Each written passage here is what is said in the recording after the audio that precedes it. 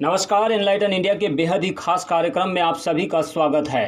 Ambedkarite party of India के राष्ट्रीय अध्यक्ष धीमान विजय मानकर ने अयोध्या में राम मंदिर शिलान्यास के सरकारी और आडंबरपूर्ण आयोजन को लेकर एक अति विशेष साक्षात्कार एनलाइटन इंडिया को दिया है। इस साक्षात्कार में उन्होंने प्रधानमंत्री मोदी को संवैधानिक लोकतंत्र और धर्मनिरपेक्ष राज्य की मर्यादाओं को याद दिलाने के साथ ही उनके धार्मिक संबोधन का विश्लेषण करते हुए बेहद ही महत्वपूर्ण बातें कही है।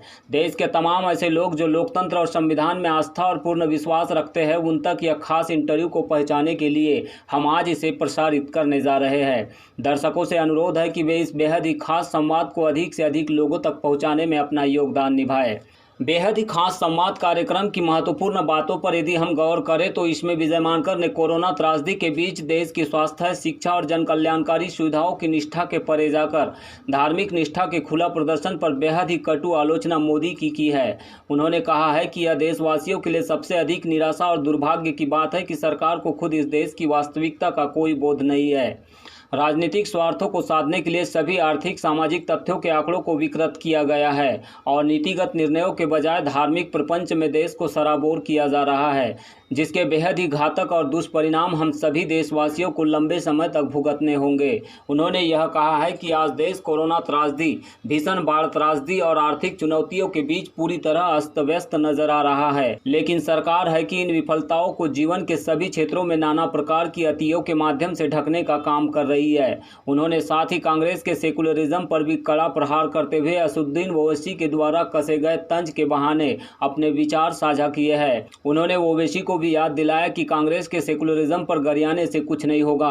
कांग्रेस की धार्मिक निष्ठाएं पूरे देश के संवैधानिक लोकतंत्र और धर्मनिरपेक्षता में विश्वास रखने वाले लोगों ने आज देख लिया है, लेकिन आप भी धर्म की राजनीति ही करते हैं। ऐसे में कैसे सेकुलरिज्म सक्सेस होगा, यह सवाल भी उन्होंने ओवैसी पर दागा है। तो चलिए बिना देर किए अब हम आपको दिखाते हैं यह महत्वपूर्ण और अति विशेष साक्षात्कार। हेलो एंड वेलकम टू मानवतावादी media centre and enlighten news की तरफ से मैं अतुल वैद्य। और आज इस विशेष प्रोग्राम में हम बात करेंगे कि आप जानते हैं कि 5 अगस्त को भारत के प्रधानमंत्री राम मंदिर भूमि पूजन के लिए गए थे। एक संवैधानिक पद पर रहते हुए भी लोकतांत्रिक मर्यादाओं को नजरअंदाज करना, और वहां जाके उन्होंने जो भाषण दिया है उसके कई भावार्थ अभी निकाले जा रहे हैं। काफी चर्चा हो रही है उस भाषण की। तो इन सारी बातों को लेकर आज हम इस प्रोग्राम में चर्चा करेंगे एपीआई के राष्ट्रीय अध्यक्ष और कॉस्मो ह्यूमनिस्ट के संशोधक और प्रवर्तक धीमान विजय मानकर सर से। सर, प्रोग्राम में आपका बहुत बहुत स्वागत है। सर, आप जैसे कि प्रधानमंत्री मोदी जी ने वहां कहा कि ये नए युग और नए भारत और स्वर्णिम युग की शुरुआत है, तो इसकी तरफ आप कैसे देखते हैं? नहीं, पहली बात तो मैं स्पष्ट करना चाहता हूं कि प्रधानमंत्री जो सार्वजनिक पद पर है और जो 5 अगस्त को जो है वो अयोध्या में जो है भूमि पूजन के प्रोग्राम में गए, तो केवल इस संदर्भ से मैं यहाँ बात करना चाहूँगा। बाकी लोगों की धार्मिक मान्यता है, उनकी अपनी वो मानने के लिए या ना मानने के लिए स्वतंत्र है, उस पर मुझे कुछ बात नहीं करना है। लेकिन as a prime minister of India जो पब्लिक पोस्ट है, उस लिहाज से जो उन्होंने भाषण दिया और वैसा प्रोजेक्ट किया गया पूरे मीडिया द्वारा जो है देश के अंदर में, और उससे एक जो संदेश जो है वो बनाया जा रहा है, एक नैरेटिव, एक डिस्कोर्स जो है वो डेवलप किया जा रहा है आरएसएस बीजेपी के तरफ से, जिसमें भारत की जो परिभाषा है और संवैधानिक लोकतंत्र की जो हमारी जो फाउंडेशन है उसके अंदर में जो है नए इंटरप्रिटेशंस को जो है करने का प्रयास जो आरएसएस बीजेपी कर रही है, उसका आंसर केवल जो है देना, ये इस इंटरव्यू का मकसद है। और उसी संदर्भ से मैं आज यहाँ बात करूँगा। बाकी किसी की कोई धर्म को वो मानते हो या नहीं मानते हो, इसके ऊपर मुझे कुछ नहीं कहना है, लेकिन इसी पर मैं बात करूँगा।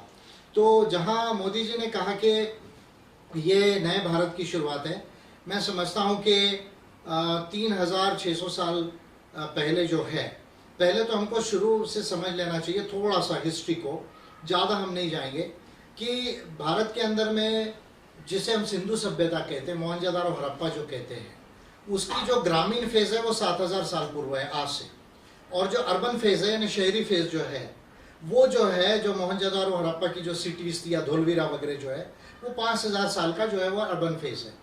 फिर जो आर्यंस का जो एडवेंट है, आर्यंस जब भारत में आए, जो उनका आक्रमण हुआ, वो 3600 साल का है। तो 3600 साल पहले से ही जो है वो वैदिक पीरियड की शुरुआत होती है।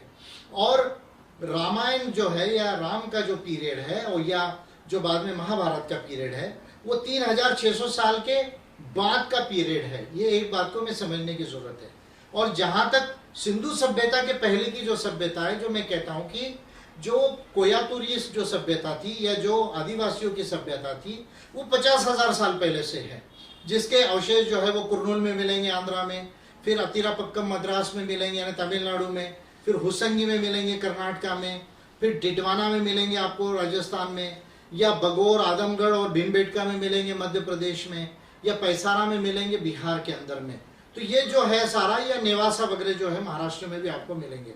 तो जो ट्राइबल कल्चर है, ट्राइबल सभ्यता और संस्कृति, वो 50,000 साल से है। सिंधु सभ्यता की शुरुआत 7,000 साल से है और वैदिक सभ्यता की शुरुआत 3,600 साल से है। उसके बाद रामायण का और महाभारत का पीरियड है। तो एक पहली बात ये जो है, मोदी जी का ये कहना कि नए भारत की शुरुआत है, मैं कहता हूं कि टोटली गलत है। पुराने भारत की बात करना और फिर जो है नया भारत उसमें बोलना, इससे बड़ा जो है वो कोई झूठ नहीं हो सकता। सर, उन्होंने अपने स्पीच में आगे कहा कि राम जो है आधुनिकता और परिवर्तन के पक्षधर है। इसको आप कैसे देखते हैं? मुझे नहीं लगता, क्योंकि देखिए अगर हम नैरेटिव को पढ़ते हैं, अभी किसी की कोई धार्मिक मान्यता हो सकती है, उसमें मैं नहीं जाना चाहता हूँ, लेकिन जब हम प्योरली हिस्ट्री को पढ़ते हैं और कल्चर को पढ़ते हैं एंशिएंट इंडिया की, तो देखिए वैदिक कल्चर जो है वो वर्ण पर आधारित थी, इसको वर्णाश्रम धर्म ही कहते हैं। और जो राम ये जो कैरेक्टर है या फिगर है, ये वर्णाश्रम धर्म में क्षत्रिय करके जो है वो बोला गया है। तो ये तो कोई मानवता और समानता की सभ्यता नहीं है। और ये जो है अगर मानवता, सभ्यता और प्रकृति से रिलेटेड कोई सभ्यता है तो वो जो है वो आदिवासियों की सभ्यता थी। तो मुझे नहीं लगता कि आधुनिकता का या जो है वो समानता का या मानवता का प्रतीक है, मुझे ऐसा नहीं लगता। मैं प्योरली हिस्ट्री और आर्कियोलॉजी को डिस्कस कर रहा हूँ। सर, इसको हिस्ट्री और आर्कियोलॉजी को डिस्कस करें तो उन्होंने आगे कहा कि राम बोध और शोध के मार्गदाता है। तो इसको आप कैसे बताएंगे? नहीं, मुझे ऐसा नहीं लगता कि प्राचीन भारत में कोई भी बहुत बड़ा शोध यानी डिस्कवरी, रिसर्च, इन्वेंशन, जिसको अभी हम आज मॉडर्न इंग्लिश के अंदर में ये कहते हैं, ऐसा कोई बहुत बड़ा शोध तो जो है वो नहीं किया। अगर सिंपल मैं बात करूँ, दो बातों को कहूंगा। अगर हम रामायण या महाभारत की बात करते हैं तो पुष्पक विमान और रामबाण की बात होती है, ब्रह्मास्त्र की बात होती है। अगर आपको रामबाण आपके पास था तो राफेल की जरूरत क्यों पड़ी है?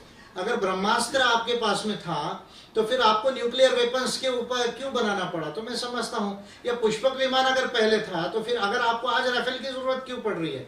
तो मुझे ऐसा नहीं लगता कि प्राचीन भारत में कोई बहुत बड़ा उनकी बातों में। सर, मोहन भागवत जी वहां पे मौजूद थे। उन्होंने भी अपनी स्पीच में कहा कि आत्मनिर्भर भारत के लिए आत्मशक्ति की बहुत जरूरत थी, जो इस भूमि पूजन से पूरी हुई है। तो इस बात को आप कैसे देखते हैं सर? नहीं, आत्मशक्ति जो है मुझे नहीं लगता कि कई मंदिर मस्जिदों से आती है, कोई धार्मिक स्थलों से आती है। आत्मशक्ति आती है एक अच्छे विचार से और अच्छे कार्य से। तो इस अच्छा विचार और कार्य जो है वो मानवता का होता है, वो जो है लोगों के उद्धार का होता है, वो जो है वो विज्ञान का होता है। तो आत्म जो शक्ति है वो उसमें से निर्माण होती है। कोई मंदिर मस्जिद या कोई धार्मिक का ऐसे कार्य करने से आत्मशक्ति निर्माण नहीं होती। सर, यूपी के मुख्यमंत्री योगी जी ने कहा है कि ये राम राज्य की शुरुआत हो रही है, तो उनके यूपी में किस तरह का राम राज्य आप देखते हैं? नहीं, मैं कहता हूं कि राम राज्य की जरूरत ही नहीं है। संवैधानिक लोकतांत्रिक राज्य जो है वो ऑलरेडी जो है भारत में है और वो सर्वश्रेष्ठ है। Of the people, by the people, for the people, लोगों के द्वारा लोगों के लिए चुनी गई जो सरकार है, ये जो है वो ज्यादा इंपॉर्टेंट है। ये जो राम राज्य की संकल्पना है ये तो थियोक्रेटिक मोनार्की है, अगर इसको इंग्लिश में मैं कहूँ कि भाई एक धर्म के आधार पर एक राजा जो है वो राज करे, एक वर्ग राज करे, ये राम राज्य की संकल्पना है। और जो संवैधानिक लोकतंत्र की हमारी अभी जो संकल्पना है उसमें जो है वी द पीपल, हम सारे लोगों की गवर्नमेंट होनी चाहिए।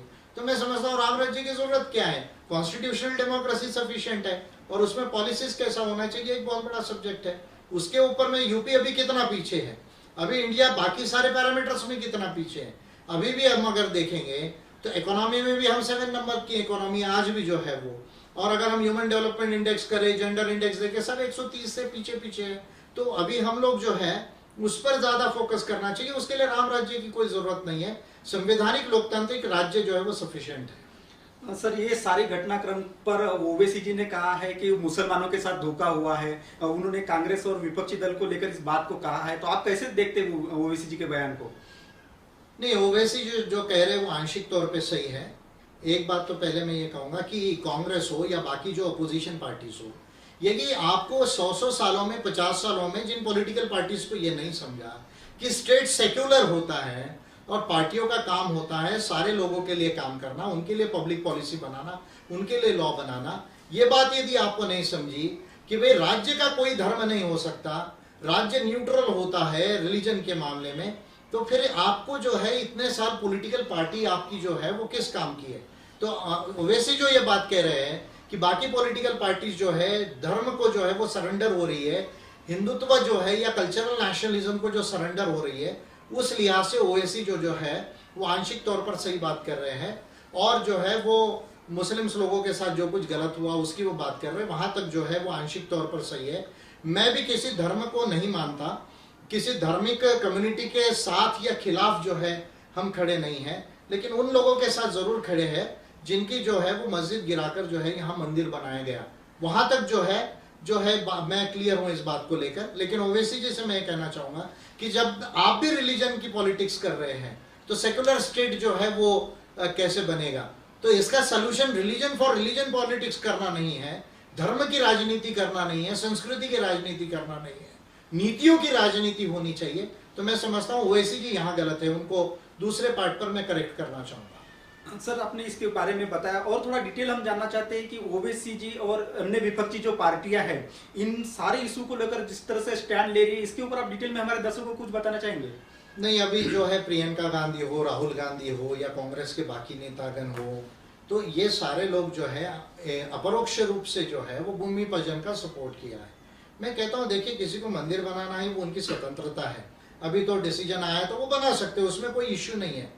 पर एक प्राइम मिनिस्टर, एक देश का प्राइम मिनिस्टर होता है, प्राइम मिनिस्टर किसी धर्म का, किसी कम्युनिटी का, किसी राज्य का नहीं होता है, वो पूरे देश का होता है। और हमारा कॉन्स्टिट्यूशन ये कहता है कि हम सेकुलर डेमोक्रेसी है, यानी स्टेट का कोई रिलीजन नहीं होगा।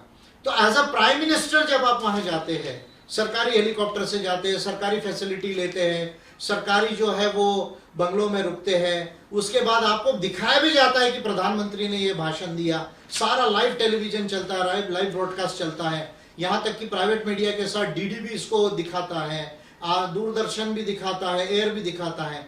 तो इसका अर्थ ये हो जाता है कि आप वहां पर नरेंद्र मोदी एज अ व्यक्ति नहीं जा रहे, आप वहां प्रधानमंत्री करके जा रहे हैं। तो यहां पर दिक्कत है। तो यहां आपको क्लियर स्टैंड लेना चाहिए था कि भाई हम जो है वो सेकुलर डेमोक्रेसी है, भारतीय राज्य का कोई धर्म नहीं होगा, और इस इवेंट के साथ जो प्रधानमंत्री वहां जाकर कर रहे हैं इसके साथ में हम जो है वो नहीं है। ये बात कांग्रेस को क्लियर कहनी चाहिए थी।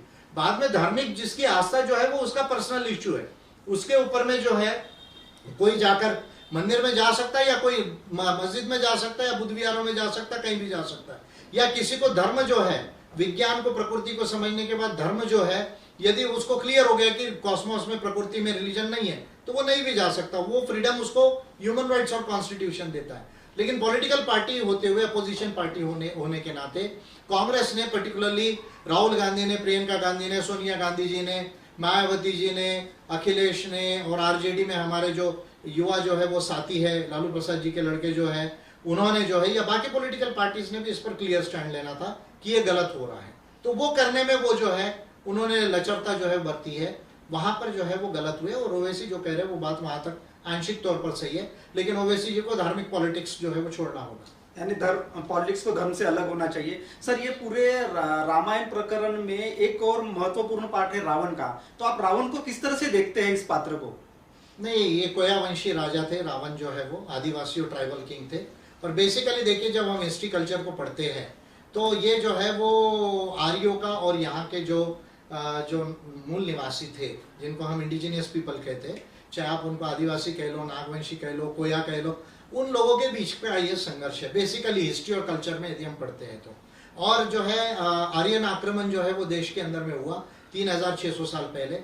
ये जो है पहले वो जो है यूरेशिया जो है, ब्लैक सी से जो है वो पहले जो है वहां पर अफगानिस्तान होते हुए, पाकिस्तान होते हुए भारत में है। ये तो अभी जेनेटिक स्टडीज ने भी प्रूव किया, आर्कियोलॉजी हिस्ट्री ने भी प्रूव किया है। और उसके बाद में ये लड़ाई हुई है। तो ये माइग्रेशन पूरे दुनिया में हुई, इसकी लड़ाई हुई। लेकिन जो यहाँ के लोग जो है, जो यहाँ पर जिनको असुर बाद में कहा गया, तो उनको जो है वो कलंकित करने का काम जो है वो कई धर्म ग्रंथों में किया गया है। उस लिहाज से यदि देखें तो मैं रावण को जो है एक अच्छा किंग मानता हूँ। वो प्रकृतिवादी थे, वो स्त्रियों की जो है वो सम्मान करने वाले थे और वो जनता के लिए जो है वो काम करने वाले थे और बड़े नॉलेजेबल राजा थे। मैं समझता हूँ कि शंभू शेख, यानी यदि मैं हिस्ट्री में जाऊँ ट्राइबल कल्चर में, तो 86 शंभू शेख हुए आदिवासियों के कल्चर में जो है वो 50,000 साल की जो सभ्यता है उसमें जो है, तो वहां से होते हुए ये परंपरा आई है। तो रावण जो है एक बड़े विद्वान जो है वो राजा थे, प्रकृतिवादी राजा थे, स्त्रियों के सम्मान करने वाले राजा थे। मैं समझता हूँ कि ये कैरेक्टर में वो एक हीरो है और वो हीरो रहेंगे। सर हम अभी अंतिम पड़ाव में है, तो हम लास्ट सवाल ये पूछना चाहते हैं कि इन सारे इशू को लेकर एपीआई का क्या स्टैंड है? नहीं, एपीआई बिल्कुल स्पष्ट है कि हम कॉन्स्टिट्यूशनल डेमोक्रेसी जो है वो चाहते हैं, सेक्युलर स्टेट चाहते हैं।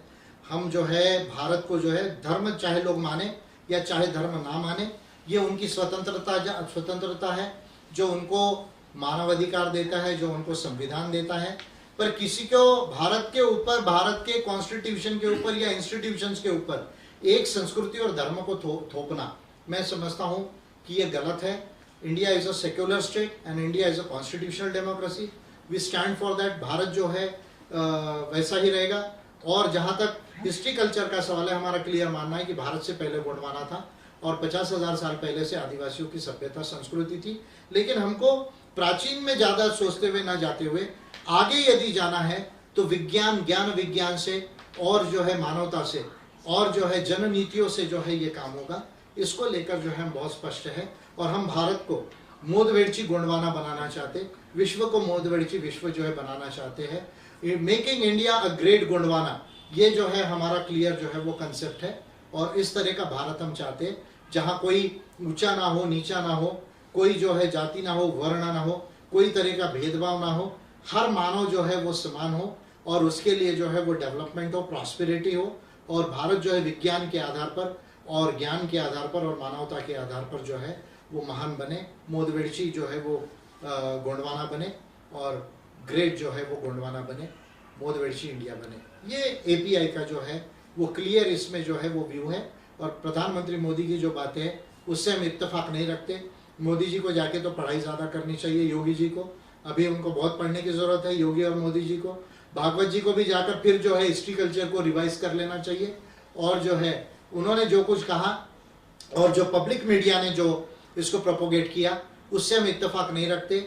140 करोड़ जो है गोंडवाना वासी, गोंडियंस जो है, इंडियंस जो है वो इससे इत्तेफाक नहीं रखते और इस बात को हम रिजेक्ट करते हैं। जो प्रधानमंत्री ने कही, जो योगी जी ने कही, जो भागवत जी ने कही, भागवत जी का नाम लेने की जरूरत नहीं क्योंकि वो कोई इलेक्टेड रिप्रेजेंटेटिव नहीं है, फिर भी आपने लिया इसलिए मैं उनके लिए कह रहा हूँ। और हम ये मानते हैं कि भारत जो है वो गोंडवाना है, वो गोंडवाना लैंड है, मोदवेड़ची गोंडवाना है और वो मानवता से, ज्ञान विज्ञान से और जो है समानता से जो है वो महान होगा। That's all. सर आपने आपके व्यस्त समय में हम हमारे इनलाइटेड न्यूज और मानवतावादी मीडिया सेंटर के लिए आपने समय निकाला, इसके लिए हम आपका बहुत थैंक्स करते हैं सर। और आगे भी आप और बड़े इशू को लेकर हमारे साथ में बने रहेंगे, ऐसी हम आशा करते हैं। थैंक्स सर, कार्यक्रम में आपका स्वागत आने के लिए। जोहार मोदवेड़ची Gondwana, let India be great. शोध या संशोधन जो है ऐसा कहीं उल्लेख जो है उसमें मिलता है रामायण या महाभारत में, ऐसा मुझे नजर नहीं आता। सर आपने इन्वेंशन की बात की तो उन्होंने आगे कहा कि राम को मानने से विकास होता है, तो इसको कैसे देखते हैं आप? नहीं, अगर हम कहते हैं कि भाई किसी एक व्यक्ति को मानने से विकास होता है तो फिर प्राचीन भारत या मध्ययुगीन भारत में जो है, अगर मुस्लिम्स के आने के पहले का भी अगर हम डेवलपमेंट देखते हैं तो भारत के अंदर में फिर दुनिया को मॉडल देना चाहिए था पूरा, ऐसा कहीं हमें नजर नहीं आता। यदि तक्षशिला, नालंदा 2 यूनिवर्सिटीज को यदि छोड़ दिया जाए तो यूनिवर्सिटीज के अलावा कोई बहुत बड़ा जो है वो भारत की देन नहीं है। यदि हम देखते हैं कि ग्रीक्स को देखते हैं, अगर ग्रीक सिविलाइजेशन को देखते हैं तो ग्रीक सिविलाइजेशन ने जो है अभी देखिए सबसे पहले नेचुरल फिलॉसफी जिसे हम कहते हैं, जो साइंस की पहली स्टेज है, वो ग्रीक लोगों से इन्वेंट हुई है। डेमोक्रेसी जो है वो ग्रीक लोगों ने दी है। या पहली जो लैंग्वेज है या पहली जो स्क्रिप्ट है वो सुमेरियन कल्चर से आई है। जीरो का जो है वो शोध जो हम कहते हैं आर्यभट्टा ने किया, लेकिन आर्यभट्टा का जो जीरो का शोध है वो डेसिमल है, यानी 9 के बाद 10वां जो है 10, 20, 30 ऐसा जो है हर बार जीरो आता है, वो डेसिमल सिस्टम है। लेकिन अगर हम मैक्सिको के ओलोमेक पीपल का देखेंगे जो लगभग जो है वो 1400 साल पहले आज से जो है, यानी अगर हम पकड़ते हैं तो 2000 यहाँ का पकड़ ले, बीसी के पहले जो है अगर पकड़ते तो आज से 3400 साल पहले ओलमेक जो सिविलाइजेशन है मेक्सिको का, उसे जीरो के विषय में मालूम था, इजिप्ट को जीरो के विषय में मालूम था।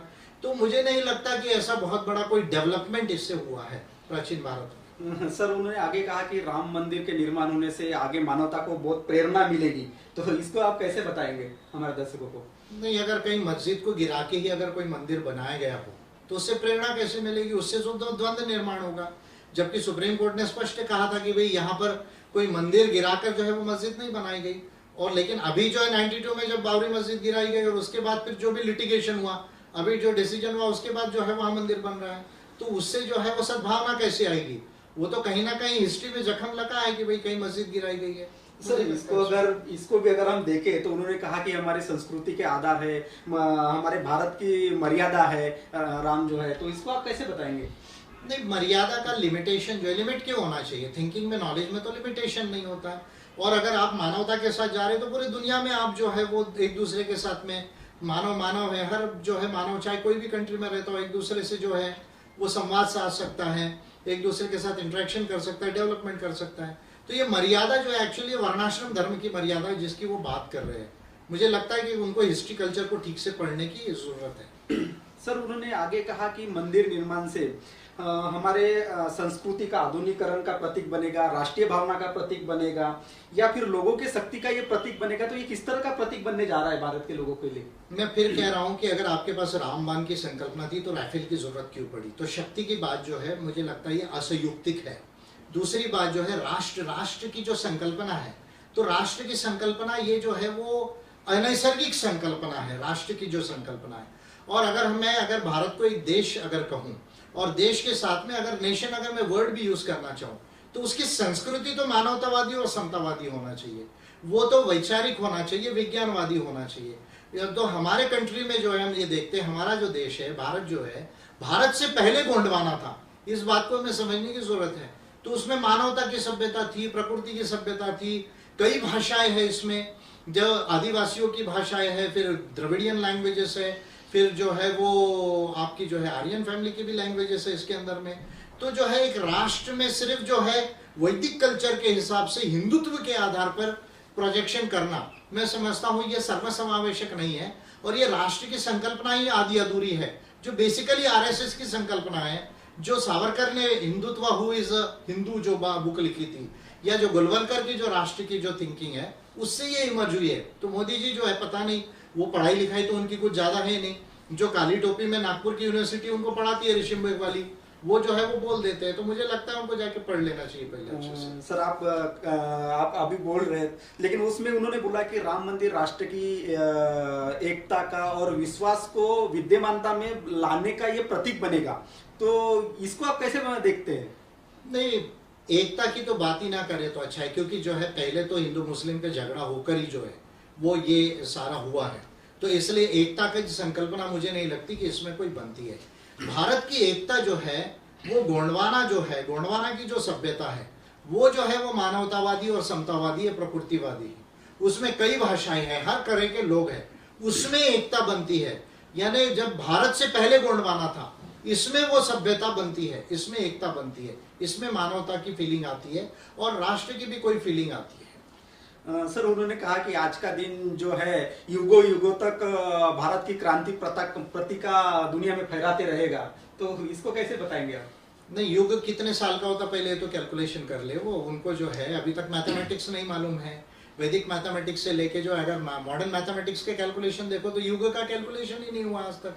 तो युगों तक कह देना या कल्पों तक कहना, पहले कैलकुलेशन तो निकाल ले। और अभी तो सिविलाइजेशन इतना चेंज हो रहा है, अभी हम जो है टाइप 1 सिविलाइजेशन से टाइप 2 सिविलाइजेशन में जाएंगे, अभी टाइप 1 सिविलाइजेशन में आ रहे हैं। वो तो साइंस एंड टेक्नोलॉजी के आधार पर बन रहा है। तो ये जो प्राचीन भारत में अब धनुष्य बाण को कौन याद रखेगा? तो भले ही लोग मानेंगे, हिस्ट्री में उल्लेख रह सकता है, वो एक अलग बात है, पर इसमें ऐसा नहीं लगता मुझे कि कोई जो है वो 100 साल, 1000 साल, 2000 साल की कोई बात है इसमें। सर अगर इतना भी अगर बात करें तो आज उन्होंने कहा कि आज का दिन न्यायप्रिय भारत की नई नींव रखेगा। इसको आप कैसे बताएंगे? नहीं, फिर शंमुख का सर क्यों काटा गया था? अगर न्याय की बात करें तो फिर जो है रावण की जो सिस्टर थी उनका नाक क्यों काटा गया था? ये कौन सी न्याय की संकल्पना थी? वो कोई रूल ऑफ लॉ तो नहीं था, कोई डेमोक्रेटिक जो है वो लॉ मेकिंग बॉडी तो थी नहीं वहां पर। देखिए, जो अभी we the people of India हम कहते हैं, तो हम चुन के जाते पार्लियामेंट में लॉ बनते। तब कौन सी पार्लियामेंट थी, तब कौन सा लॉ बनता था? कभी तो वर्णाश्रम धर्म के हिसाब से, जो श्रुति और स्मृति है उसके हिसाब से जो डिसाइड कर दिया जाता था। तो शंभुक का जो वध किया गया है वो कोई न्याय का प्रतीक नहीं है। रावण की जो बहन है उसका नाक जो काटा गया और उसके बाद में ये सारा जो हुआ है, जो माइथोलॉजी में जो आता है, तो ये मुझे कोई नहीं लगता कि कोई न्याय का जो है वो प्रतीक है इसमें। सर, उन्होंने आगे अपने स्पीच में कहा कि मंदिर बनने से, ये नया मंदिर बनने से इतिहास अपने आप को खुद में और दोहरा रहा है, तो इसको आप कैसे बताएंगे? नहीं, इतिहास तो दोहराता है, बनता है, बिगड़ता है, पर हमें इतिहास की तरफ नहीं जाना है, हमें भविष्य की तरफ जाना है। और भविष्य का जो मार्ग है वो जो है वो कल्पना नहीं है, वो सत्य है, विज्ञान है। इस बात को समझने की जरूरत है। सर, आपने सत्य और विज्ञान की बात की, तो उन्होंने कहा कि ये भारत की आस्था और लोगों का जो सामूहिक शक्ति है, ये जो शक्ति है, इसका जो प्रदर्शन अभी उन्होंने 5 अगस्त को किया, तो इसका ये रिसर्च का विषय बन जाएगा दुनिया के लिए, ऐसा उन्होंने कहा। तो इसका कैसे आप बात करेंगे?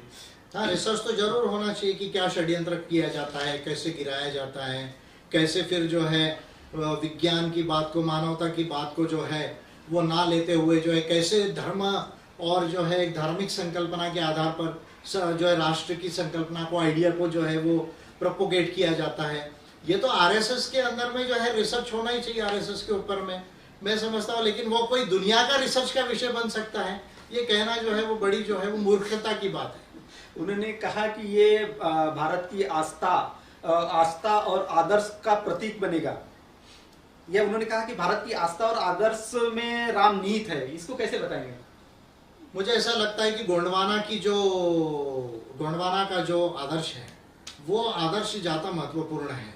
वो है मानवता का, और वो जो है वो है प्रकृति का, वो है वैज्ञानिकता का, वो जो है वो ज्यादा महत्वपूर्ण है। मैं उसे आदर्श भी कहना उचित नहीं समझता हूँ, लेकिन जो गोंडवाना है, गोंडवाना का जो संस्कृति है, सभ्यता है, वो ज्यादा महत्वपूर्ण है। भारत से पहले गोंडवाना था, उसमें प्रकृतिवाद था, मानवतावाद था, समतावाद था, वो जो है वो ज्यादा महत्वपूर्ण है।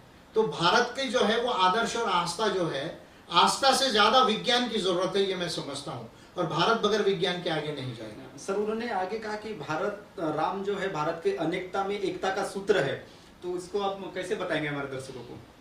नहीं, ब्राह्मण, क्षत्रिय, शूद्र, वैश्य जो है, वैश्य, शूद्र और वर्णबा है, ये कोई एकता का प्रतीक तो नहीं है। ये तो सारा का सारा वैदिक जो धर्म है, वर्णाश्रम धर्म की जो संकल्पना है, वो तो सारी जो है वो वर्ण पर ही, इनइक्वालिटी पे, विषमता पर ही जो है वो बेस्ड है।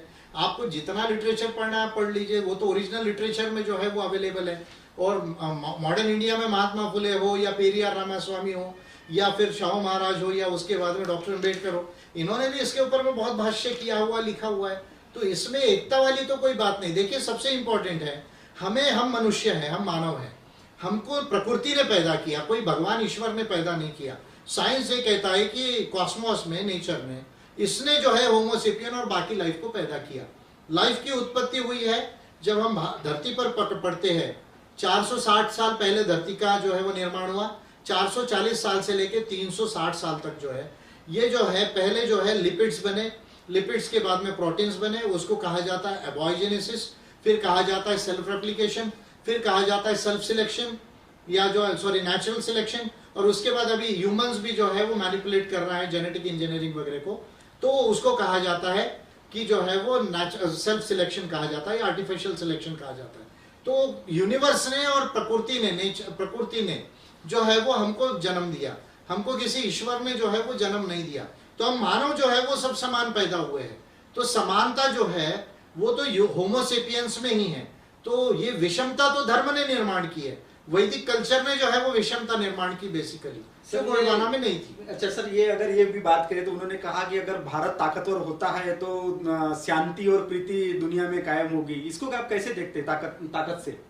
नहीं, शक्ति अगर आत्म सुरक्षा के लिए हो तो अच्छा है, पर दूसरों के लिए डराने के लिए हो तो गलत है। और मैं समझता हूँ कि अगर कोई मानवतावाद से जी रहा है तो शक्ति सिर्फ आत्म सुरक्षा के लिए होनी चाहिए, उससे ज्यादा उसकी जरूरत नहीं है। तो मैं समझता हूँ ये नीति नहीं है, ये अवनीति है। सर, उन्होंने कहा कि राम, आगे अपने स्पीच में देते हुए कहा कि राम जो है समय के साथ में बढ़ना सिखाते हैं, तो आप इसको कैसे बताएंगे? नहीं, ये तो पीछे लेकर जा रहे हैं, आगे की तो बात ही नहीं हो रही। आगे की बात तो विज्ञान से आएगी, आगे की बात तो ज्ञान से आएगी, ज्ञान विज्ञान से आएगी, मानवता से आएगी, ह्यूमन राइट से आएगी, कॉन्स्टिट्यूशन से आएगी, डेमोक्रेसी से आएगी, पब्लिक पॉलिसी से आएगी? उस पर तो ये बात ही नहीं कर रहे। इनकी शिक्षा नीति भी जो है वो ढकोसले की बात कर रही है, जो न्यू एजुकेशन पॉलिसी 2020। तो ये तो पीछे जाने वाली बात कर रहे हैं, आगे की बात ही कहाँ है? ये आदमी तो पढ़ा लिखा ही नहीं है ना, इसको मालूम कहाँ है? इन्होंने तो कोई नॉलेज यूनिवर्सिटी में कोई पीएचडी नहीं कही, कोई बहुत बड़ा रिसर्च नहीं किया है। ये तो जो कहे सुन लेते हैं, इनकी शाखाओं में वही बोल देते हैं। तो मैं समझता हूँ ये कोई विजन नहीं है इसके।